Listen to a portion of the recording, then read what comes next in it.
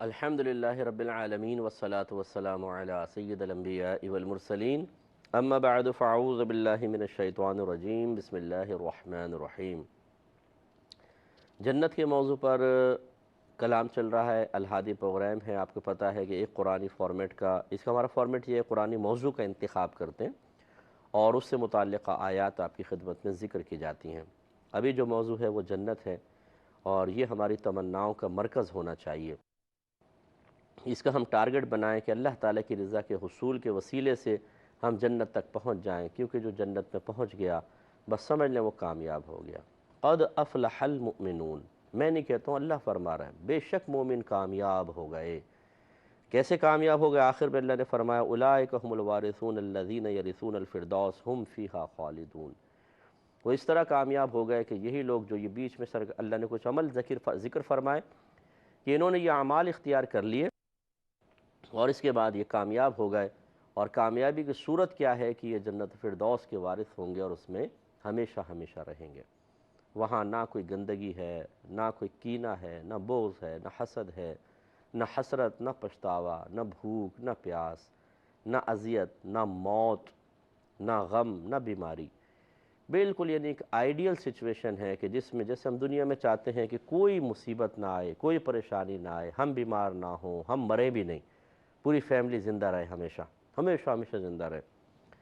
اور مصیبت آنے لگے تو ہمارے گھر کے پاس آ کے دائیں بائیں نکل جائے، ہمارے پاس نہ پہنچے۔ بالکل ہم چاہتے ہیں راحت سکون میں رہنا۔ یہ دنیا میں ممکن نہیں ہے۔ جو اس کی تلاش میں دنیا میں ہاتھ پاؤں مار رہے ہیں وہ بے وقوف قسم کے لوگ ہیں۔ وہ ایک ایسے آپ کہہ لیں غوطہ خور ہیں کہ جو جتنا ہاتھ پاؤں مارے وہ پانی کے اندر ہی جائے، باہر نہ نکل سکے۔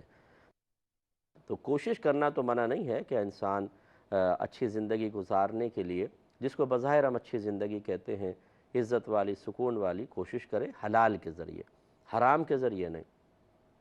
جو میں منع کر رہا ہوں وہ اسی اعتبار سے ہے کہ ہم اس زندگی کو پرسکون بنانے کے لیے جائز ناجائز کی تمیز کھو دیتے ہیں، حالانکہ سکون صرف حلال میں ہے اور جائز میں ہے، ناجائز میں نہیں ہوتا۔ تو خلاصہ کلام یہ ہے کہ یہاں کتنی بھی کوشش کر لیں، آپ ایک مصیبت دور کرتے ہیں دوسری آ جاتی ہے۔ لوگ کہتے ہیں جی میرا بچے نہیں ہو رہے ہمارے، دعا کر دیں، یہ وہ بچے پیدا ہو جاتے ہیں، پھر بچوں کی مشکلات شروع ہو جاتی ہیں۔ پھر کہتے ہیں کہ دعا کریں عافیت سے بڑے ہو جائیں، جب بڑے ہو جاتے ہیں کہتے ہیں اللہ تیرا شکر ہے آخر بڑے ہو ہی گئے، اب شادی کی فکر پڑ جاتی ہے۔ پھر کہتے ہیں کوئی لڑکی اچھی بتاؤ، کوئی لڑکا اچھا بتاؤ، کوئی فیملی اچھی بتاؤ، شادی ہو گئی، کہتے ہیں اللہ تیرا شکر ہے چلو شادی بھی ہو گئی۔ پھر آتے ہیں جھگڑے، آج بیٹی فون کر رہی ہے، آج بیٹا کہہ رہا ہے میری بیوی نے ایسا کر دیا، یہ وہ۔ یہ زندگی ساری زندگی ایسی گزرے گی۔ اصل ہے راحت اور سکون کا مقام جنت، اس کے لیے آدمی عمل کرے، اس کے لیے محنت کرے۔ اللہ تعالیٰ نے قرآن عظیم میں جا بجا جنت کے حصول میں معاون اعمال کا تذکرہ کر دیا ہے۔ یہی ہماری بات چل رہی تھی، اللہ تعالیٰ نے مختلف اعمال ذکر فرمائے۔ اب جس چیز کے بارے میں کلام چل رہا تھا وہ ہے والذین هم لفروجہم حافظون، اور وہ لوگ جو اپنی شرمگاہوں کی حفاظت کرنے والے ہیں، الا علی ازواجہم او ما ملکت ایمانہم، سوائے اپنی ازواج اور اپنی لونڈیوں کے، فإنہم غیر ملومین، کیونکہ وہ اس سلسلے میں ملامت والے نہیں ہیں۔ تو ہمارے مذہب اسلام نے اپنی نفسانی طبعی خواہش کو جو جسمانی تعلق کے اعتبار سے ہمارے قلب میں پیدا ہوتی ہے پورا کرنے کے لیے دو بڑے ذرائع بتائے ہیں۔ نمبر ایک، شادی کر لیں، نمبر دو، کوئی شرعی کنیز لے لیں۔ شادی کا ہمارا جو مطلب نظریہ ہے وہ یہ ہے، یا جو شرعی تعلیم ہے وہ یہ ہے کہ کسی عورت کے ساتھ باقاعدہ ایجاب و قبول ہو، اور کم از کم دو گواہ وہاں موجود ہوں، اور عورت کے لیے کوئی مہر مقرر کیا جائے، یعنی رقم کی ایک مقدار ہوگی، اور پھر اس کے بعد ایجاب ہوگا، قبول ہوگا، اور یہ دونوں میاں بیوی ہو جائیں گے۔ ابھی اجنبی ہیں، ان کو دیکھنا بھی حرام ایک دوسرے کو، اور چھونا تو اس سے بڑا حرام، اس سے بڑا تعلق تو اور زیادہ حرام۔ لیکن جیسے ہی ایجاب و قبول ہوتا ہے، لڑکی اجازت دیتی ہے کہ میں اجازت دیتی ہوں میری شادی فلاں بن فلاں کے ساتھ اتنے حق مہر کے عوض میں کر دیں، وکیل آ کر کہتا ہے جی اس طریقے سے معاملہ ہے، قاضی صاحب لڑکے سے پوچھتے ہیں بھئی ہم نے اپنی موکلہ کا نکاح آپ کے ساتھ کیا، آپ نے قبول کیا؟ قبول کیا، بس یہ دو جملے ہوئے نہیں، 3 دفعہ اقرار کروا لیتے ہیں، وہی عورت جو ابھی جس کو دیکھنا حرام تھا وہ طیب اور حلال ہو جاتی ہے۔ تو یہ اللہ تعالیٰ نے ایک پروسیس رکھا ہے، اور اسی طریقے سے اگر خدا نخواستہ طلاق دے دی جاتی ہے تو اسی طرح الفاظ سے ہی وہ عورت پھر حرام ہو جاتی ہے، اور اس کو چھونا، اس کو دیکھنا پھر دوبارہ حرام ہو جاتا ہے۔ اس لیے اچھی طرح یہ ذہن میں رکھنا چاہیے، جو ہمارے بھائی نکاح کرتے ہوئے تو بالکل جرح نہیں کرتے کہ صرف قبول کرنے سے عورت میرے لیے حلال ہو جائے گی، یہ 2 لفظ کہنے سے نو، اس پہ کوئی آبجیکشن نہیں ہوگی، شرماتے ہوئے کہہ دیں گے کیونکہ آ رہا ہے۔ اور جب الفاظ طلاق کے زبان سے نکالتے ہیں اور انہیں بتایا جاتا ہے کہ آپ نے ایسا کیا ہے، ارے میں نے تو غصے میں کہا تھا، میری تو طلاق کی نیت نہیں تھی، پھر سارے مسئلے ذہن میں آنا شروع ہو جائیں گے، جرح کریں گے، بحث کریں گے، کیونکہ اب عورت چھن رہی ہوتی ہے۔ یہ غلط طریقہ کار ہے۔ تو ایک تو یہ بیوی کا تصور دیا، دوسرا ہے کنیز شرعی کا تصور، جو اب ہمارے ہاں ختم ہو چکا ہے۔ وہ یہ ہوتا ہے کہ جب کسی دارالحرب پہ حملہ ہوتا ہے، دارالحرب وہ مقام کہلاتا ہے کہ جہاں پر کبھی اسلامی حکومت نہ ہو، نہ ابھی ہو، یعنی نہ ماضی میں رہی نہ حال میں، وہ ہے دارالحرب۔ اس کا اصول یہ ہوتا ہے اگر وہاں حملہ کیا اور وہاں کی عورتیں قبضے میں آ جاتی ہیں، مرد قبضے میں آ جاتے ہیں، تو مردوں کو غلام بنایا جائے، عورتیں شرعی کنیز بن جاتی ہیں۔ اور شرعی کنیز کا شرعی حکم یہ ہوتا ہے کہ اس سے آقا، یعنی جس کے قبضے میں آئے گی وہ آقا کہلائے گا، یا حاکم اسلام ہے تو وہ تمام کنیز اس کے پاس آئیں گی، پھر وہ تقسیم کر دیتے تھے، یہ تمہارے لیے، مطلب مجاہدین کے اندر، اور پھر ان سے بغیر نکاح کے بھی جسمانی تعلق قائم کرنا طیب اور حلال ہوتا تھا۔ یہ ہمارے مذہب ہمیں تصور پیش کر رہا ہے، تعلیم پیش کر رہا ہے۔ حلال اور حرام کا تصور آپ اور میں اپنی عقل سے نہیں نکالیں گے، اس کا تعارف شریعت نے پیش کیا، تو شرعی کنیز کا تعارف بھی شریعت نے پیش کیا، تو مطلب بالکل اس سے جسمانی تعلق قائم کرنا جائز، اس سے اگر بچہ پیدا ہوتا ہے اس سے باپ کا نسب ثابت ہوگا، اور اسی طریقے سے وہ عورت جب بچہ پیدا ہو جائے گا تو ام ولد کہلاتی ہے، آقا کی ام ولد، یعنی بچے کی ماں، یعنی یہ ٹرم ہے خاص یوز ہوتی ہے ام ولد۔ اور اس کا اصول یہ ہوتا ہے کہ جیسے آقا فوت ہوگا یہ ماں خود بخود آزاد ہو جائے گی، پھر یہ اس کے ورثاء کی طرف نہیں جائے گی، ان کی ملکیت نہیں ہوگی۔ تو ہمارے مذہب نے غلاموں کو آزاد کرنے کا حکم دیا، اور کنیزوں کو مطلب غلام ہوں کنیز ہوں آزاد کرو، آزاد کرو۔ سرکار نے فرمایا جس نے غلام کو آزاد کیا اللہ تعالیٰ اس کو جہنم کی آگ سے آزادی عطا فرمائے گا۔ تو تیزی کے ساتھ غلاموں کو آزاد کیا جانا شروع ہوا، اور یہ دور آہستہ آہستہ ختم ہوا۔ اور یوں بھی کنیزیں شرعی ہوتی تھی، جیسے ایک شخص کے قبضے میں کوئی کنیز آ گئی، اس نے اس کو بازار میں بیچ دیا کرتے تھے، دوسرا لے گیا اس کو، پھر وہ تیسرے کو بیچ دی، چوتھے کو، پانچویں کو، چھٹے کو، اس طرح کسی کنیز کو خریدنے سے بھی وہ ہمارے قبضے میں آ جاتی تھی، شرعی کنیز ہو جائے گی، اور اس سے جسمانی تعلق قائم کرنا جائز ہوگا۔ لیکن یہ وہی اس کی یعنی خریدی تو ہے، لیکن اس کی اصل کیا ہوگی کہ وہ دارالحرب سے ہی آئی ہوگی قبضے میں جنگ کے دوران کیسے، اور پھر یہ منتقل ہوتی آئی۔ یوں نہیں کر سکتے تھے کہ کسی بھی آزار عورت کو پکڑا، اس کو کڈنیپ کیا، کسی کے ہاتھ بیچ دیا، اس نے آگے بیچا تو یہ شرعی کنیز بن جائے، نو، یہ شرعی کنیز بالکل بھی نہیں ہے، تو یہ تو پھر غلط ہوگا۔ ان 2 ذرائع کے علاوہ اگر کوئی اپنی نفسانی خواہش کو پورا کرنے کے لیے کوئی اور ذریعہ اختیار کرتا ہے وہ سب کا سب حرام ہے۔ مثلا زنا کر لینا کسی عورت کے ساتھ، یہ حرام اور گناہ کبیرہ ہے۔ اسی طریقے سے خود اپنے اوپر غسل واجب کر لینا کسی ذریعے سے، حرام اور گناہ کبیرہ ہے۔ تو یہ یعنی حرام ہے تو گناہ صغیرہ، لیکن اگر کوئی اس کی عادت بنا لیتا ہے سیکنڈ والے کی کر رہا ہوں تو پھر وہ گناہ کبیرہ بھی ہو جائے گا۔ تو یہ اللہ تعالیٰ نے منع فرمایا، اسی لیے آگے فرمایا فَمَنِ ابْتَغَىٰ وَرَاءَ ذَلِكَ فَأُولَٰئِكَ هُمُ الْعَادُونَ، پھر جو اس کے علاوہ کچھ تلاش کرے تو پھر وہ حد سے بڑھنے والے ہیں۔ اس لیے اب آج کل کے دور میں آپ دیکھیے کہ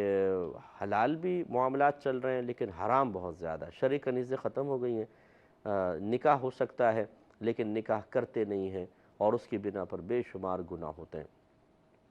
اب ان گناہ کے کرنے والوں کے بھی 2 گروپ ہوتے ہیں، ایک ایسے ہوتے ہیں جن کا نکاح ہو چکا ہے پھر بھی گناہ ہو رہے ہیں، اور ایک ایسا ہوتا ہے جس کے نکاح نہیں ہوئے اور اس نکاح نہ ہونے کی بنا پر گناہ ہو رہے ہیں۔